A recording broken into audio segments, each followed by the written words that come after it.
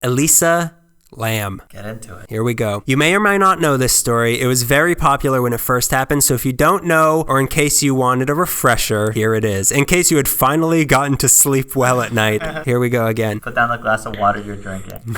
Or take a big gulp so you can spit it out. On January 28th, 2013, 21-year-old Elisa Lam checked into the Cecil Hotel. She was set to check out on January 31st. She never did. On February 1st, since she had never failed to be in contact with her parents every single day, she was reported missing by her parents. She had been last seen the night before her checkout alone by one of the desk clerks. Other than that, there was no clue where she had gone. All her stuff was still in her room. Posters went up around downtown. Nobody had seen her. Police searched all over the hotel for her. They went into as many rooms as they could, although since it was also a long-term residence, there were some rooms that they could not enter without probable cause. They searched the roof with dogs. Nothing. Then, over 2 weeks later, on February 19th, a guest in room 320 complained that the water pressure in his room was terrible. It was just trickling out of the taps. Other people later reported that the water in their rooms also was coming out looking, smelling, and tasting weird. In some cases, the water would run out of the faucets black. The maintenance guy, Santiago Lopez, went up on the roof at 10 a.m. that day to the water tanks to investigate, and he noticed the hatch to one of them was open. He climbed up and looked inside,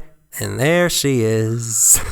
What are you doing in there? You get out of there. Floating about 12 inches from the top of the tank was Elisa Lam. She was dead and naked, but her clothes were sunk down in there too. Police were called, and because of the positioning of the water tanks, they had to chainsaw her body out of there at about 4:30 p.m. The Cecil was kind enough to offer to relocate the guests who were repulsed at having been drinking and bathing in corpse water for over 2 weeks. 27 guests were moved to the Mayfair Hotel. 11 guests didn't mind. I wonder who's guilty. But they did have to sign a waiver every time they entered the building and were given a nice supply of water bottles and apparently were offered a 25% discount of their stay.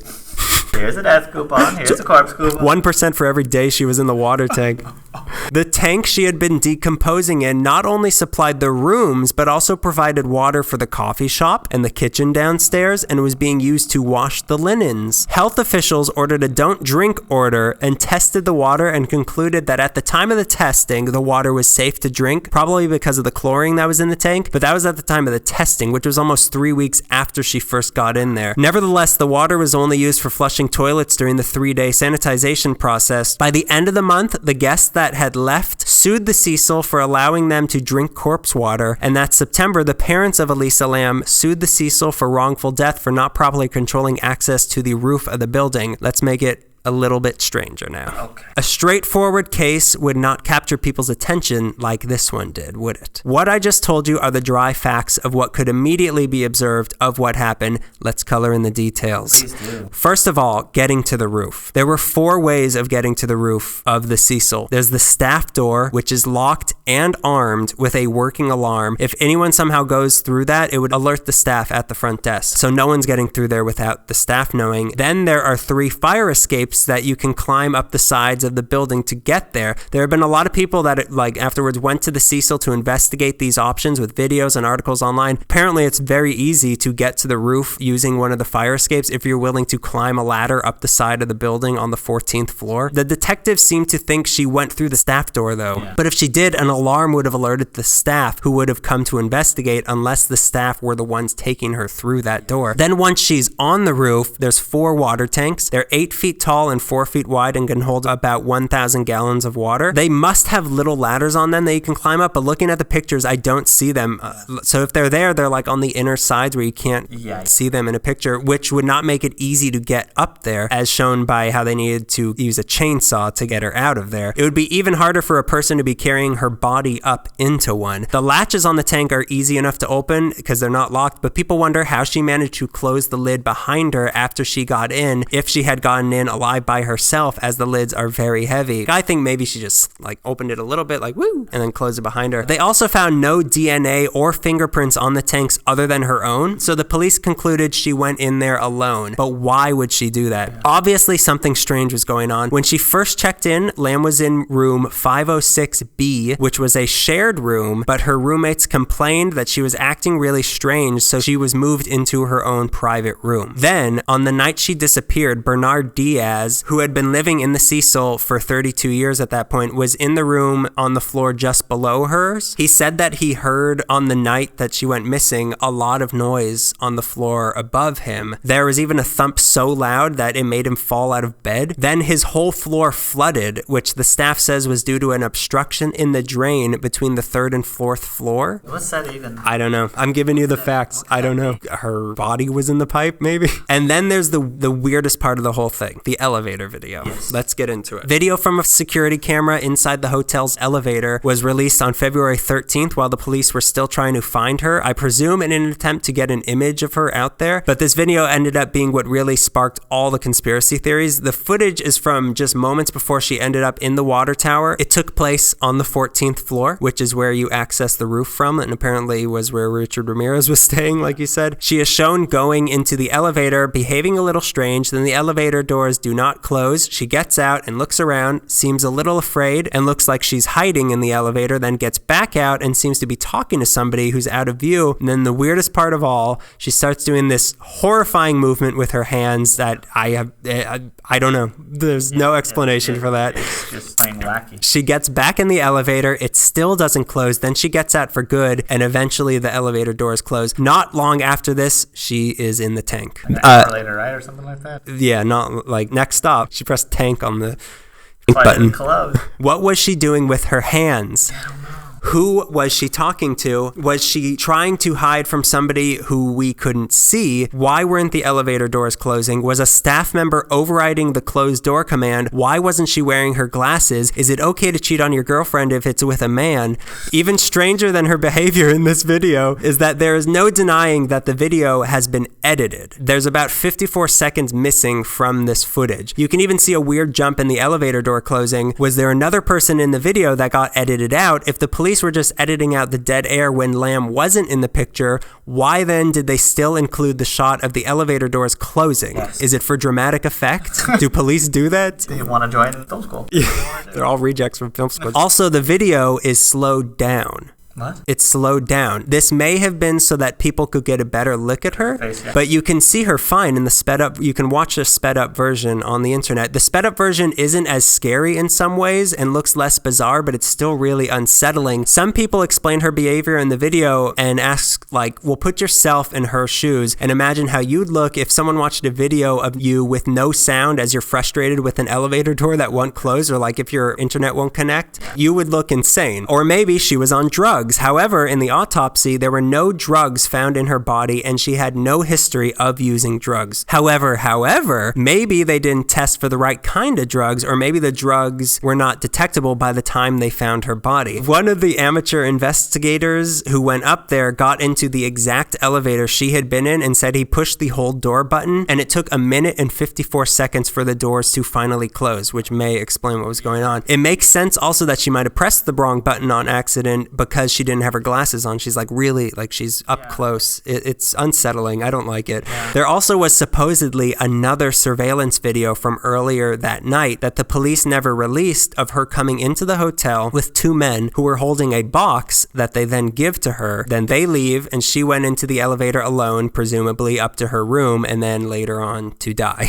Then there was the fact that her clothes were found to have unidentified particles in them that were kind of like sand. They don't know what it was or where it came from, although some people have tried to connect it to a murder that happened a couple months later on March 4th, 2013, where a prostitute named Tina Huang was found face down in the sand in Newport Beach. So they try to connect it, maybe it's related. One of the most disturbing parts of all of this is that 6 months after she died, new posts started showing up on her Tumblr. Really? Yeah. And not just like it fit in with other things she had posted. That's really weird. This might be connected to her supposedly having had her phone stolen a little before she died, but who was posting it? And why would they post she would post this. Like, how would they know? Why would they do that? Then in one final insane twist to the story, as they were looking for her body, the largest tuberculosis outbreak in a decade hit Skid Row with a strain of tuberculosis unique to LA that exposed over 4,600 people. CDC scientists were called in to help, and to screen people for it, they employed a test known as lipoarabinomannan enzyme-linked immunosorbent assay, or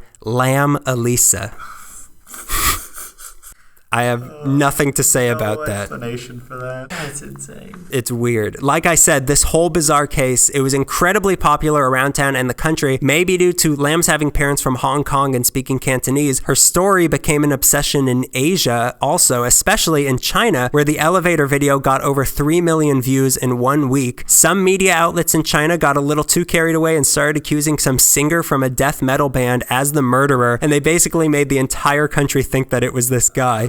A Chinese movie director wanted to make a movie about her and even came to stay at the Cecil to find his inspiration. A director in Hong Kong even added an elevator scene to his horror movie after he heard about this. Back in North America, a band from Vancouver named the Zolas made a music video based on how they imagined her last days. They did an episode of Castle where they found the body of a student in the water tower of a hotel called the Cedric. This episode also had elevator surveillance footage involved and was released just 3 months after her body was found. A little too soon. Right now, Elisa Lam was stated as the inspiration for the current season of American Horror Story Hotel, which take place in the Cortez Hotel, as they call it. Insane. But Lady Gaga does work at the Cecil.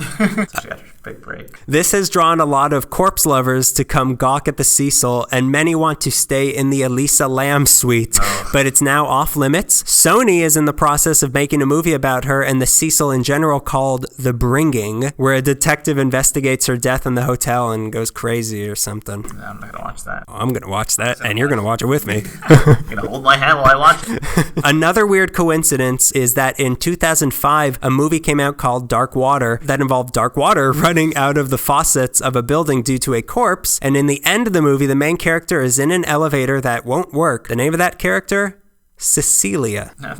Her official death report, which came out June 21st, 2013, just when Richard Ramirez died, 2 months later than they said that they would release it, didn't put any sort of definitive end to the speculation either. They never ran a rape kit on her, which many found to be suspicious. There was said to be no sign of external or internal trauma or injuries, but some experts who reviewed the results said that what they were describing actually, that is external and internal trauma and injuries. Although this could just be due to the condition they found her body in, which, in case you forgot, was decomposing in a tank of water. So it's probably hard to get a definitive sort of autopsy. They ruled out any foul play, but at the same time, they dismissed the possibility that she intended to kill herself. So what do we do with that? Yeah. The initial cause of death was written as accidental, but then crossed out and replaced with undetermined, and then finally settled that the cause of death was accidental due to drowning with bipolar disorder as a significant condition. And there's the key maybe to this entire thing. Elisa Lam, aside from being a supernatural superstar, was a human also, and a human who was suffering from bipolar disorder. She was a Canadian tourist going on a tour of California from San Diego to Santa Cruz on vacation from school at the University of British Columbia, from which she had missed a lot of class due to her depression. Her blogs, this is, everybody grab a tissue with your spiked eggnog. Her blogs offer a glimpse into her life. She wrote things in it like, I spent about 2 days in bed hating myself. I have no control over my emotions. I will be angry for 2 minutes and then sad again. I will be happy for half an hour and then emotional again. Expecto patronum, depression sucks.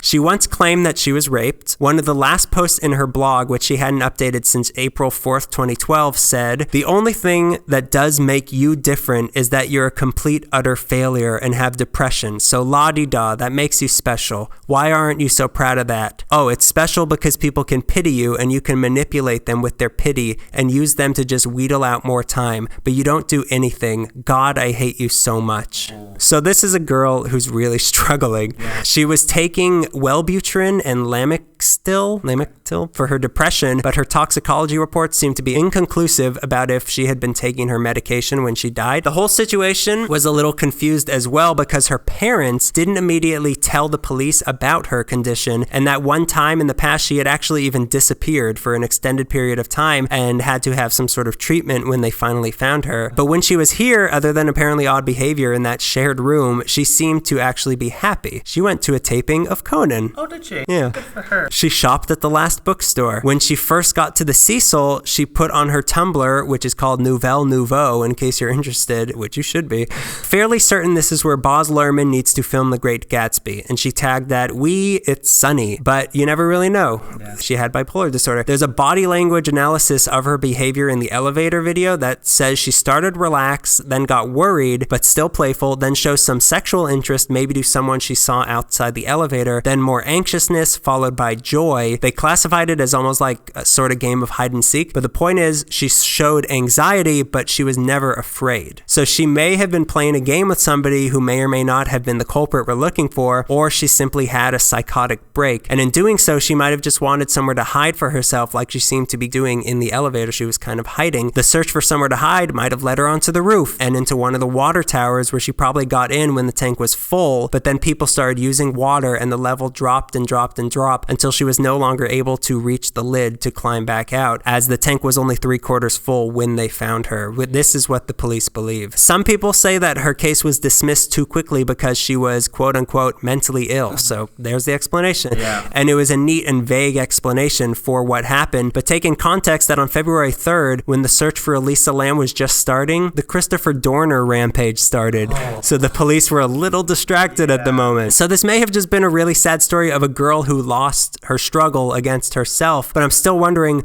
why did it have to happen at the Cecil? Like, why there, of all places? But the more I learned about it, the more the Cecil sort of became not just a place I am terrified of, but also a place that I sort of pity. It's a sad sort of place. Or, as the headline quote on Elisa Lam's Tumblr page put it, you're always haunted by the idea that you're wasting your life.